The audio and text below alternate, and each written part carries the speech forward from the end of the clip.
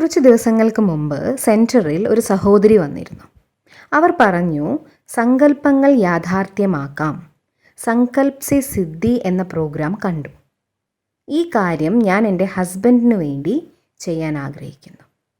എന്നിട്ടവർ ചോദിച്ചു, ഇത് വർക്ക് ചെയ്യുമല്ലോ അല്ലേ? ഞാൻ പറഞ്ഞു, തീർച്ചയായും. ആരുടെ കാര്യത്തിലാണെങ്കിലും ഇത് സഫലമാവുക തന്നെ ചെയ്യും. താങ്കൾ ഒന്ന് ട്രൈ ചെയ്ത് നോക്കൂ. അവർക്ക് തൻ്റെ ഹസ്ബൻഡ് സിഗരറ്റ് വലിക്കുന്നത് നിർത്തണമെന്നാണ് ആഗ്രഹം. അതാണ് അവരുടെ ആവശ്യം. വീട്ടിൽ എത്രയോ കാലമായി ഈ ടോപ്പിക് നടന്നുകൊണ്ടിരിക്കുകയായിരിക്കും. ഇത് വേണ്ടെന്ന് വെക്കൂ, ഇത് നിർത്തൂ എന്ന് പറഞ്ഞുകൊണ്ടേയിരിക്കുന്നുണ്ടാവും. പക്ഷേ അതിനെ വേണ്ടെന്ന് വെക്കാൻ അയാൾക്ക് കഴിയുന്നില്ല. അവർ പറഞ്ഞു, അതുകൊണ്ട് ഞാനിപ്പോൾ പറയുന്നത് തന്നെ നിർത്തി. പകരം എൻ്റെ ചിന്തകളിൽ മാറ്റം വരുത്തി. അദ്ദേഹം സിഗരറ്റ് വലിക്കുന്നത് നിർത്തി. മാത്രമല്ല, സാത്വികമായ ഭക്ഷണപാനീയങ്ങൾ മാത്രമാണ് കഴിക്കുന്നത്. ഇങ്ങനെയും ഞാൻ ചിന്തിക്കാൻ തുടങ്ങി. It's A thought. അവർ പറഞ്ഞു, രാവിലെ, വൈകുന്നേരം, രാത്രി, ഈ സമയങ്ങളിലൊക്കെ ഞാൻ ഇങ്ങനെ തന്നെ ചിന്തിച്ചു കൊണ്ടേയിരുന്നു. ഭക്ഷണമുണ്ടാക്കുന്ന സമയത്ത് ഇതേ ചിന്തയിൽ തന്നെ ഭക്ഷണം പാകം ചെയ്യാനും തുടങ്ങി. ഈ സങ്കല്പം ഭക്ഷണത്തിലേക്ക് കൂടി ചേർക്കാൻ ആരംഭിച്ചു. കൃത്യം 1.5 മാസത്തിന് ശേഷം ഒരു ദിവസം രാവിലെ അദ്ദേഹം പറഞ്ഞു, ഞാൻ വളരെ കാലമായി സിഗരറ്റ് വലിക്കുന്നുണ്ട്. ഇനി അത് നിർത്തിയാലോ എന്നാണ് ഞാൻ ആലോചിക്കുന്നത്. നിങ്ങളുടെ മനസ്സിൽ നിന്നും അവരിലേക്ക് വൈബ്രേഷൻ അയയ്ക്കുക. അത് അവിടെ എത്തിച്ചേരും. ഉറപ്പാണ്. വൈബ്രേഷൻ ഇല്ലാത്ത ഒരു ചിന്ത പോലും നിങ്ങൾക്കില്ല. നിങ്ങളുടെ ഓരോ ചിന്തകളും ആ വ്യക്തിയിലേക്ക് എത്തിച്ചേരുകയും ചെയ്യും. നിങ്ങൾ ആകെ ഒരൊറ്റ സങ്കല്പം മാത്രം സൃഷ്ടിച്ചാൽ മതി. അതിൻ്റെ കൂടെയുള്ള മറ്റു കാര്യങ്ങളെക്കുറിച്ച് നോക്കുകയേ വേണ്ട. നമ്മൾ സങ്കല്പിക്കാറുണ്ട്, ഒപ്പം അതേക്കുറിച്ച് സംശയിക്കുകയും ചെയ്യുന്നു. എനിക്കറിയാം അവരിത് അനുസരിക്കുകയില്ല. ഇങ്ങനെ നമ്മൾ ഒപ്പം സംശയിക്കുന്നു. അപ്പോൾ അവരത് അനുസരിക്കുകയുമില്ല. ഭയമോ സംശയമോ ഇൻസെക്യൂരിറ്റിയോ അങ്ങനെ ഒന്നും തന്നെ പാടില്ല. അങ്ങനെ ഒന്നും വേണ്ട. ഇംപോസിബിൾ ആയ ഒരു തോട്ട് ഇന്ന് ക്രിയേറ്റ് ചെയ്യുക. ഇംപോസിബിൾ. നിങ്ങൾക്കും മറ്റുള്ളവർക്കും ഇംപോസിബിൾ എന്ന് തോന്നുന്ന ഒരു കാര്യം. Just create that thought and hold on to it. ആ സങ്കല്പത്തെ ക്രിയേറ്റ് ചെയ്യുക. അതിൽ ഉറച്ചു നിൽക്കുക. ഇതെങ്ങനെ പോസിബിളായി എന്നു കണ്ട് നിങ്ങൾക്ക് തന്നെ അതിശയമാകും. ബിക്കോസ് ദ ലോ ഇസ് സങ്കൽപ് സെ സിദ്ധി. നിങ്ങൾ ഏത് സങ്കല്പമാണ്, ഏത് തോട്ടാണ് ക്രിയേറ്റ് ചെയ്തത് എന്ന് ആ നിയമത്തിനറിയില്ല. സങ്കല്പങ്ങൾ യാഥാർത്ഥ്യമാവും എന്നതാണ് നിയമം. നിങ്ങൾ ഒരു നെഗറ്റീവ് തോട്ട് ക്രിയേറ്റ് ചെയ്താലും ഒരു നോർമൽ തോട്ട് ക്രിയേറ്റ് ചെയ്താലും ഇംപോസിബിൾ ആയ കാര്യത്തെക്കുറിച്ച് തോട്ട് ക്രിയേറ്റ് ചെയ്താലും ലോ ഇസ് ലോ. നിയമം അങ്ങനെ തന്നെയായിരിക്കും. ആ സങ്കല്പം മാനിഫെസ്റ്റ് ആവും, യാഥാർത്ഥ്യമാവും. എന്നാൽ നമ്മൾ ആ സങ്കല്പത്തിൽ തന്നെ ഉറച്ചു നിൽക്കണം. അതിൽ ഒരു സംശയമോ ഇളക്കമോ ഉണ്ടാവാൻ പാടില്ല. ധാരാളം ആക്ടേഴ്സ് സിനിമാ മോഹവുമായി ബോംബെയിലേക്ക് വന്നു. അവരുടെ പക്കൽ ഒന്നും ഉണ്ടായിരുന്നില്ല. ഇങ്ങനെയൊക്കെ നമ്മൾ കേട്ടിട്ടുണ്ട്. ആക്ടിങ് ചെയ്യാനോ ജോലികളോ ഒന്നും തന്നെ അവർക്കറിയുമായിരുന്നില്ല. ധാരാളം പേർ അവരെ സ്റ്റുഡിയോയിൽ നിന്നും ഇറക്കി വിട്ടിട്ടുമുണ്ട്. ഫാമിലിയിൽ നിന്നും അകൽച്ചകൾ ഉണ്ടായി. എന്നാൽ അവർ ഉറപ്പിച്ചു, തീരുമാനിച്ചു, എനിക്ക് ആക്ടറായി തീരുക തന്നെ വേണം. ഇന്ന് അവർ വലിയ ആക്ടേഴ്സായി മാറി. ഇംപോസിബിൾ ആയ കാര്യത്തെ അവർ പോസിബിളാക്കി ചേഞ്ച് ചെയ്തെടുത്തു. അല്ലേ? ഒരൊറ്റ സങ്കല്പം, അതിനൊപ്പം ബാക്കി ഒന്നും തന്നെ പാടില്ല. ആദ്യം നമ്മൾ സങ്കല്പം ചെയ്യുമ്പോൾ നമുക്ക് കുറച്ച് വിശ്വാസക്കുറവുണ്ടാവും. ചിലർ പറയാറുണ്ട്, ഞാൻ തോട്ട് ക്രിയേറ്റ് ചെയ്തു, പക്ഷേ എനിക്കത് വിശ്വസിക്കാൻ കഴിയാറില്ല. നിങ്ങൾക്കതിൽ വിശ്വാസമുണ്ടെങ്കിൽ പിന്നെ സങ്കല്പം ചെയ്യേണ്ട ആവശ്യം തന്നെ ഇല്ല. വിശ്വാസമില്ലാത്ത ഒരു കാര്യത്തെക്കുറിച്ചാണ് നമ്മൾ തോട്ട് ക്രിയേറ്റ് ചെയ്യുന്നത്. So just start saying it. ഇത് വെറുതെ മനസ്സിൽ പറയണം. അത്രയേ വേണ്ടൂ. പറയാൻ തുടങ്ങുമ്പോൾ ഏറ്റവും ആദ്യം ആരുടെ മനസ്സാണ് ഇത് വിശ്വസിക്കാൻ തുടങ്ങുക? നമ്മുടെ മനസ്സ്. But it takes time. അതിന് കുറച്ച് സമയമെടുക്കും. ഇന്ന് താങ്കൾ ഒരു തോട്ട് ക്രിയേറ്റ് ചെയ്യുക. I am an angel. ഞാനൊരു മാലാഖയാണ്. ഞാനൊരു ഫരിഷ്തയാണ്. Can you do it? സങ്കല്പിച്ചാൽ മാത്രം മതി. ഏഞ്ചലായോ ഇല്ലയോ എന്നതൊക്കെ പിന്നീടുള്ള കാര്യമാണ്. ഇങ്ങനെ ചിന്തിച്ചാൽ മാത്രം മതി. ചിന്തിക്കുന്നതിന് വല്ല നഷ്ടവുമുണ്ടോ? ഒരു നഷ്ടവുമില്ലല്ലോ.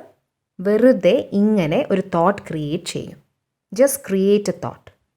I am an angel. ഞാനൊരു മാലാഖയാണ്. ഫരിഷ്ത എന്നാൽ പ്യുവർ, ഡിവൈൻ, സെൽഫ്ലെസ്. ഈ സങ്കല്പം ക്രിയേറ്റ് ചെയ്ത് അതിനെ റിപ്പീറ്റ് ചെയ്തുകൊണ്ടേയിരിക്കുക. ഭക്ഷണം കഴിക്കുമ്പോഴും എന്തെങ്കിലും കുടിക്കുമ്പോഴും അങ്ങനെ എല്ലാ സമയത്തും പറഞ്ഞുകൊണ്ടേയിരിക്കുക. കുറച്ച് ദിവസങ്ങൾക്കു ശേഷം ആ സങ്കല്പം നമ്മുടെ മനസ്സിൽ റെക്കോർഡഡ് ആവാൻ തുടങ്ങും. ഉന്നതമായ അവസ്ഥയിൽ എത്തിച്ചേരാൻ എനിക്ക് കഴിയുമെന്ന് നിങ്ങൾക്ക് ഓട്ടോമാറ്റിക്കായി ഫീൽ ചെയ്യാൻ തുടങ്ങും. എനിക്കും ഫരിഷ്തയാവാൻ കഴിയും. ഞാനൊരു മാലാഖയാണ് എന്ന വാചകം ഞാൻ കുറേ ദിവസങ്ങളായി പറഞ്ഞുകൊണ്ടേയിരിക്കുന്നു. അതിനാലാണ് എനിക്ക് ആ ഫീലിംഗ് വരുന്നത്. I am an angel. ഞാൻ ഇതാണ് എന്നാണ് ഞാൻ ചിന്തിച്ചു കൊണ്ടേയിരുന്നത്, അല്ലേ? അപ്പോൾ അതായി തീരുക തന്നെ ചെയ്യും. നമ്മൾ കുട്ടിക്കാലത്ത് ഒരു കഥ കേട്ടിട്ടുണ്ട്. ആരോ ഒരാൾ ഞാൻ എരുമയാണ്, ഐ ആം എ ബഫല്ലോ എന്ന് പറഞ്ഞുകൊണ്ടേയിരുന്നു. അങ്ങനെ ഒരു ദിവസം ഡോറിൻ്റെ മുന്നിൽ നിന്ന് അയാൾ പറഞ്ഞു, ഞാനൊരു എരുമയല്ലേ, ഞാൻ എങ്ങനെയാണ് ഈ ഡോറിൻ്റെ ഉള്ളിലൂടെ കടക്കുക? Belief. Repeat anything and it will become a belief. ആവർത്തിച്ചു പറയുന്ന എന്ത് കാര്യവും ഒരു വിശ്വാസമായി മാറുന്നു. അതൊരു വിശ്വാസമായി മാറിക്കഴിഞ്ഞാൽ പിന്നെ അത് നമ്മുടെ ലക്ഷ്യമായി മാറാൻ അധികം ദിവസമെടുക്കില്ല. അതുകൊണ്ട് ഞാൻ ഇത് വിശ്വസിക്കുന്നില്ലല്ലോ, അപ്പോൾ പിന്നെ ഞാൻ എന്തിനാണ് അത് ചിന്തിക്കുന്നത് എന്ന് വിചാരിക്കരുത്. ഇതുവരെ യാഥാർത്ഥ്യമാകാത്ത ഒരു തോട്ടാണ് നമ്മൾ ക്രിയേറ്റ് ചെയ്യുന്നത്. അതുകൊണ്ട് തന്നെ നമുക്ക് വേണ്ടി മാത്രമല്ല, മറ്റാർക്കു വേണ്ടി വേണമെങ്കിലും ഈ തോട്ട് ക്രിയേറ്റ് ചെയ്യാനാവും. നമ്മുടെ വൊക്കാബുലറിയിൽ നമ്മൾ അവർക്കായി ധാരാളം ഓപ്പോസിറ്റായ കാര്യങ്ങൾ ക്രിയേറ്റ് ചെയ്യാറുണ്ട്. ഞങ്ങൾ പാരൻസിനോട് ഒരു ചെറിയ കാര്യം പറയാറുണ്ട്. ഭക്ഷണം കഴിക്കുന്ന സമയത്ത് ഫോണോ ടി വിയോ ഒന്നും നോക്കരുത്. ഇതിലും സിമ്പിളായ ഒരു കാര്യമുണ്ടാവുമോ? 15 മിനിറ്റേ ഭക്ഷണം കഴിക്കാൻ ആവശ്യമുള്ളൂ. ആ സമയത്ത് ടി വി കാണരുത്, ഫോൺ നോക്കരുത്, രണ്ടും ഓഫ് ചെയ്യണം. എന്നാൽ ഇത് പറഞ്ഞാൽ ഉടനെ പാരൻസ് പറയും, ഞങ്ങളത് ചെയ്യും, എന്നാൽ കുട്ടികൾ സമ്മതിക്കില്ല എന്ന് ഞങ്ങൾക്കുറപ്പാണ്. പിന്നെ കുട്ടികൾ സമ്മതിക്കുമോ? It's A vocabulary. നമ്മുടെ വാക്കുകൾ, ഭാഷ തന്നെ അങ്ങനെയാണ്.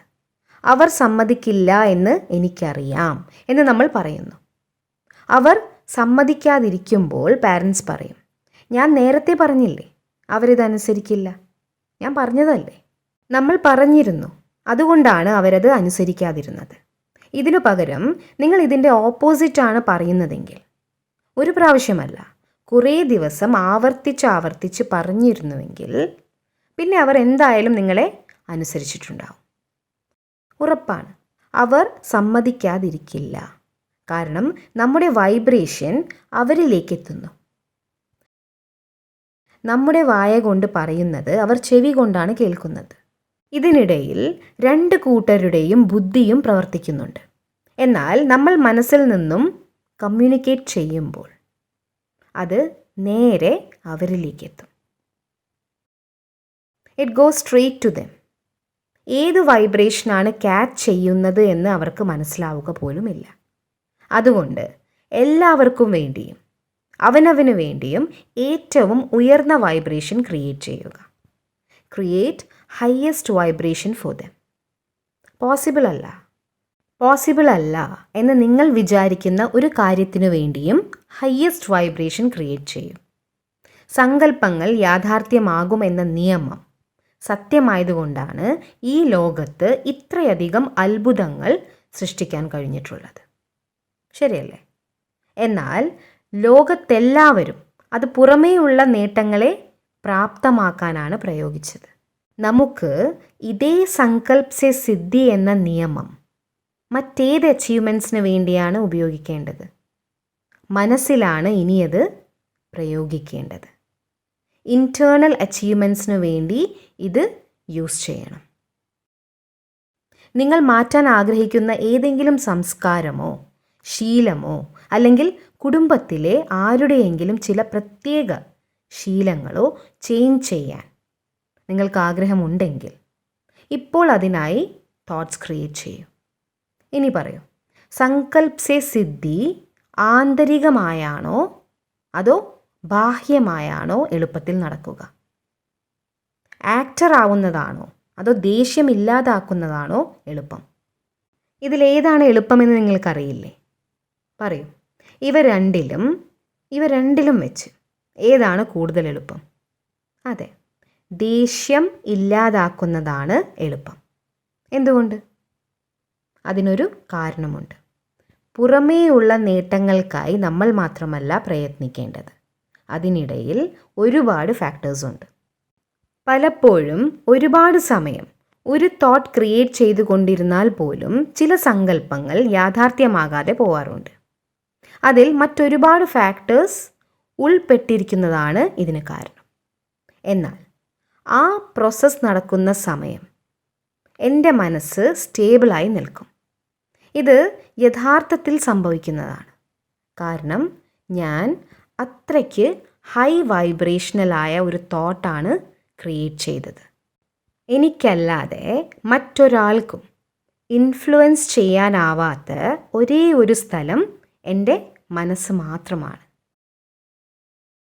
അതുകൊണ്ട് തന്നെ മനസ്സിൽ സൃഷ്ടിക്കുന്ന കാര്യങ്ങൾ യാഥാർത്ഥ്യമാവുക തന്നെ ചെയ്യും.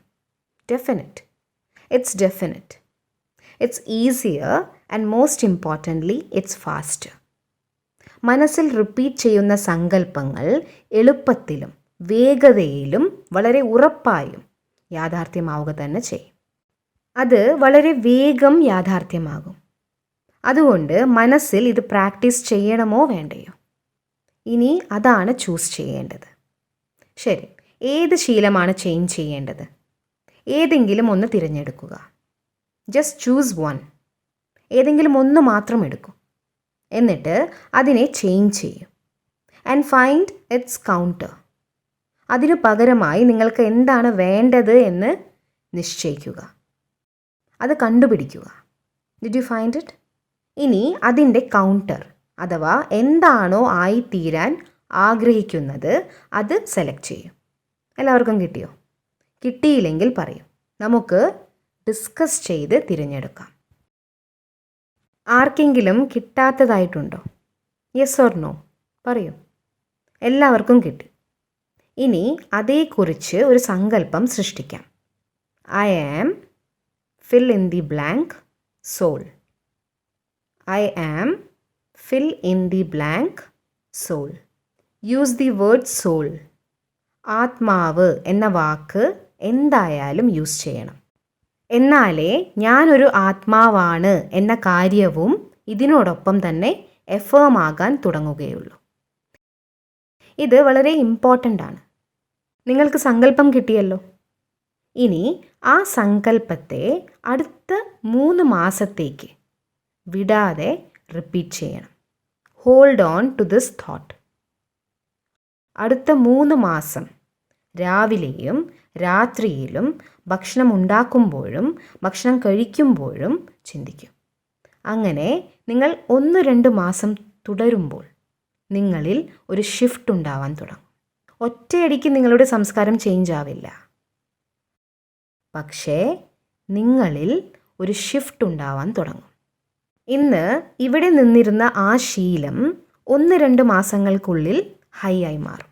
വൈബ്രേഷണലി നമ്മൾ പെട്ടെന്ന് തന്നെ താഴെ നിന്നും മുകളിലേക്ക് വരില്ല. It's A gradual shift. എന്തെന്നാൽ സങ്കല്പം ക്രിയേറ്റ് ചെയ്യുമ്പോൾ നമ്മൾ ഷിഫ്റ്റ് ആവാൻ തുടങ്ങും. ഇനി സങ്കല്പം ചെയ്തില്ലെങ്കിലും നമ്മൾ ഷിഫ്റ്റ് ആകും. എവിടേക്കാണ് നമ്മൾ ഷിഫ്റ്റ് ആവുക? സങ്കല്പം ചെയ്തില്ലെങ്കിൽ നമ്മൾ ഓപ്പോസിറ്റ് ഡയറക്ഷനിലേക്കാണ് ഷിഫ്റ്റ് ആവുക. എനർജീസിന് ഒരിക്കലും ഒരിടത്ത് തന്നെ സ്ഥിരമായി നിൽക്കാൻ കഴിയാറില്ല. ഇന്ന് നമ്മുടെ മനസ്സിൻ്റെ സ്ഥിതി എങ്ങനെയാണോ ഉള്ളത്, അടുത്ത വർഷവും അത് അതുപോലെ തന്നെ നിലനിൽക്കില്ല എന്നാണ് ഇതിനർത്ഥം. മുൻപ് അങ്ങനെ ആയിരുന്നില്ല. മുൻപ് മനസ്സിൻ്റെ അവസ്ഥ സുസ്ഥിരമായി നിന്നിരുന്നു. എന്നാൽ ഇപ്പോൾ അങ്ങനെയല്ല. കാരണം അന്തരീക്ഷത്തിൽ അങ്ങനെയുള്ള വൈബ്രേഷൻസ് ആണ് ഉള്ളത്. ആ വൈബ്രേഷൻ നമ്മളെ താഴേക്ക് വലിക്കും. Vibrationally it is pulling us down. നമ്മൾ അവനവനെ മുകളിലേക്ക് കൊണ്ടുപോയാൽ, നമ്മൾ ഉയർന്ന സ്ഥിതിയിൽ എത്തിയാൽ, നമ്മൾ ഹയർ കോൺഷ്യസ്നെസ് അഥവാ ബോധപൂർവമായ ഉയർന്ന അവസ്ഥ കൈവരിക്കുക തന്നെ ചെയ്യും. എന്നാൽ ഇതേക്കുറിച്ച് ബോധവാന്മാരായില്ലെങ്കിൽ നമ്മുടെ മനോസ്ഥിതി ഓട്ടോമാറ്റിക്കായി ഡൗൺ ആവും. കാരണം നമുക്ക് ചുറ്റുമുള്ള വായുമണ്ഡലത്തിൽ അങ്ങനെയുള്ള ഇൻഫ്ലുവൻസസ് ആണ് ഉള്ളത്. അത്തരം പ്രഭാവമാണ് ഉള്ളത്. Vibrations pull us down. അതുകൊണ്ട് നമ്മൾ അവനവന് ഒരു ഗിഫ്റ്റ് കൊടുക്കണം. നമ്മൾ അവനവനെ ബോധപൂർവം മുകളിലേക്ക് ഉയർത്തണം. എൻ്റെ ഉള്ളിൽ ഒരു ചേഞ്ചും വരുന്നില്ല എന്നൊക്കെ നിങ്ങൾക്ക് തോന്നും. ഇന്നത്തെ കാലത്ത് ഏറ്റവും വലിയ ചേഞ്ച് എന്താണെന്നറിയാമോ? താങ്കൾ താഴേക്ക് പോകുന്നില്ലെങ്കിൽ അത് തന്നെ വലിയ ഒരു ചേഞ്ചാണ്. It's a very big change. എന്തെന്നാൽ ഡൗൺ ആവാതിരിക്കാൻ നിങ്ങൾ എന്തൊക്കെയോ ചെയ്യുന്നുണ്ട് എന്നാണ് ഇതിൽ നിന്നും മനസ്സിലാക്കേണ്ടത്. ഒന്നും ചെയ്യാതിരിക്കുമ്പോൾ നിങ്ങൾ കൂടുതൽ താഴേക്ക് പോകുമെന്നത് വളരെ നോർമലായ കാര്യമാണ്. ഭയമാകുന്നത് നോർമലായി മാറി അല്ലേ? മാറി, ശരിയല്ലേ? അതുകൊണ്ട് നമ്മൾ ബോധപൂർവം അവനവനെ മുകളിലേക്ക് ഉയർത്തണം. Will you do it? Yes. ഇക്കാര്യത്തിൽ സെൽഫ് ഡിസിപ്ലിന് വളരെ വലിയ പങ്കുണ്ട്. ഡിസിപ്ലിൻ ഇല്ലാതെ ഒന്നും തന്നെ നേടിയെടുക്കാനാവില്ല. സംസ്കാര പരിവർത്തനവും ഡിസിപ്ലിൻ ഇല്ലാതെ അച്ചീവ് ചെയ്യാനാവില്ല. ഏറ്റവും പ്രധാനമായി ഈ ഒരു പ്രോസസ്സിൽ നമ്മൾ സ്വയം ബന്ധിക്കപ്പെടുന്നു. ഒപ്പം നമ്മുടെ കുടുംബങ്ങളെയും ഇതിൽ ഉൾപ്പെടുത്തണം. ആത്മീയ നിയന്ത്രണവും ഉചിതമായ ജീവിത രീതിയും വളരെ പ്രധാനമാണ്. ഇവ രണ്ടും ഓരോ ചെറിയ ചെറിയ കാര്യങ്ങളിലും വർക്ക് ചെയ്യും. ഏതെങ്കിലും ഒരു കാര്യത്തിൽ താങ്കൾ സെൽഫ് ഡിസിപ്ലിൻഡ് ആണെങ്കിൽ ആ കാര്യത്തിൽ താങ്കളുടെ വിൽ പവർ വർദ്ധിക്കും. ഒപ്പം അത് മറ്റു പല കാര്യങ്ങളിലും ഉപയോഗപ്രദമാവുകയും ചെയ്യും. കുട്ടികളുടെ കാര്യത്തിലും പല ചെറിയ ചെറിയ നിയമങ്ങളും കൊണ്ടുവരാൻ കഴിയും. ഉറങ്ങേണ്ട സമയം, എഴുന്നേൽക്കേണ്ട സമയം, ഭക്ഷണം കഴിക്കേണ്ട സമയം, ഭക്ഷണം കഴിക്കേണ്ട രീതി, എന്ത് കഴിക്കണം, എന്ത് കഴിക്കരുത് എന്നതിനൊക്കെ ഒരു ചിട്ട വേണം. This is our self discipline. രാവിലെ മെഡിറ്റേഷൻ ചെയ്യുന്നുണ്ടെങ്കിൽ നിർബന്ധമായും അത് ചെയ്തിരിക്കണം. അല്ലാതെ അതിന് സമയമില്ല എന്ന് പറയരുത്. സമയമില്ല, നിങ്ങളുടെ സമയമൊക്കെ എവിടെ പോയി? നിങ്ങൾ ജോലികൾ ചെയ്യുന്നതിന് പ്രയോറിറ്റി നൽകുകയും അങ്ങനെ മെഡിറ്റേഷൻ പ്രാധാന്യം നൽകാതിരിക്കുകയും ചെയ്യുന്നു എന്നാണ് ഇതിൽ നിന്നും മനസ്സിലാക്കേണ്ടത്. അപ്പോൾ നിങ്ങൾ പലതും മറക്കുന്നു. സങ്കല്പങ്ങളിലൂടെയാണ് വർക്ക് ക്രിയേറ്റഡ് ആവുന്നത്. അല്ലാതെ നിങ്ങളുടെ ജോലി തോട്ട്സ് ക്രിയേറ്റ് ചെയ്യുന്നില്ല. പല കാര്യങ്ങൾക്കും പ്രയോറിറ്റി കൊടുത്തില്ലെങ്കിൽ നമുക്ക് മുന്നിൽ പലതും കടന്നു വരിക തന്നെ ചെയ്യും. But our world is created by thoughts. So prioritising that is wisdom. നമ്മുടെ ചിന്തകൾ കൊണ്ടാണ് നമുക്ക് ചുറ്റുമുള്ള ലോകം സൃഷ്ടിക്കപ്പെടുന്നത്. അതിന് പ്രാധാന്യം നൽകുന്നതിനെയാണ് വിവേകം എന്ന് പറയുന്നത്. Prioritise that. നിങ്ങൾ ഇത് ചെയ്യാൻ തുടങ്ങുമ്പോൾ നിങ്ങളുടെ വീടിൻ്റെ അന്തരീക്ഷം മാറാൻ തുടങ്ങും. നിങ്ങളുടെ വീടിൻ്റെ അന്തരീക്ഷം മാറാൻ തുടങ്ങുമ്പോൾ പിന്നെ ആ വൈബ്രേഷൻ്റെ ഇഫക്റ്റ് ആരിലാണ് ഉണ്ടാവുക? അത് നിങ്ങളുടെ മക്കൾക്കും അവരുടെ മക്കളിലേക്കുമൊക്കെ വ്യാപിക്കും. ഇന്ന് അവർക്കായി നിങ്ങൾക്ക് നൽകാനാവുന്ന ബെസ്റ്റ് ഗിഫ്റ്റ് അതാണ്. നമ്മുടെ കയ്യിലുള്ള ധനവും സമ്പത്തും ഇതൊക്കെ നമ്മൾ അവർക്ക് കൊടുക്കുക തന്നെ ചെയ്യും. എന്നാൽ പണം കൊടുത്തു വാങ്ങാനാവാത്ത ഈ ഒരു ശക്തി കൂടി നമ്മൾ അവർക്ക് നൽകണം. വരും കാലങ്ങളിൽ ആളുകളുടെ പക്കൽ എല്ലാം ഉണ്ടാവും, എന്നാൽ മനഃശക്തി പൈസ കൊണ്ട് വാങ്ങിക്കാനാവില്ല. അപ്പോൾ അവർക്ക് എത്ര നിസ്സഹായതയാണ് അനുഭവപ്പെടുക എന്നൊന്ന് ചിന്തിച്ചു നോക്കൂ. എത്ര നിസ്സഹായരാവും അവർ. നമ്മൾ ഇത്രയധികം സമ്പാദിച്ചിട്ടുണ്ട്, അതുകൊണ്ട് നമുക്ക് എന്തും വാങ്ങിക്കാനാവും, അതൊക്കെയാണ് നമ്മൾ വിചാരിച്ചത്. എന്നാൽ ആന്തരിക ശക്തിയെ ഒരിക്കലും പണം കൊടുത്ത് വാങ്ങാനാവില്ല. കാരണം അത് ഫിസിക്കലല്ല. അതുകൊണ്ട് തന്നെ മനഃശക്തി പണം കൊടുത്ത് വാങ്ങാനും കഴിയില്ല. അതുകൊണ്ടാണ് ധനസമ്പാദനത്തിനൊപ്പം ആന്തരിക ശക്തി എന്ന സമ്പാദ്യവും വർദ്ധിപ്പിക്കണം എന്ന് പറയുന്നത്.